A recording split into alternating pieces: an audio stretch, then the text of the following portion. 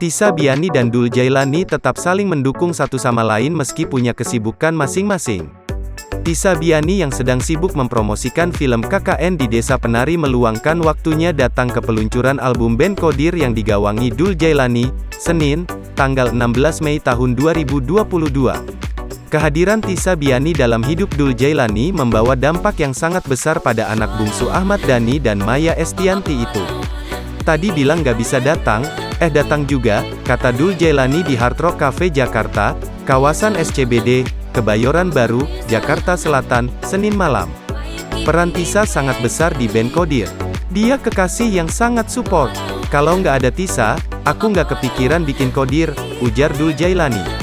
Selama penggarapan album 1000 Bulan bersama band Qodir, Tisa Biani terus memberikan semangat untuk Dul Jailani. Aku biasanya rekaman sampai pagi, dan alhamdulillah Tisa selalu support pada mimpi pacarnya yang kadang mustahil diwujudkan, kata Dul Jailani. Tisa Biani dan Dul Jailani berjanji untuk saling mendukung pekerjaan masing-masing. Dul Jailani bahkan menangis bahagia ketika Tisa Biani dipilih sebagai Duta Festival Film Indonesia, FFI 2021.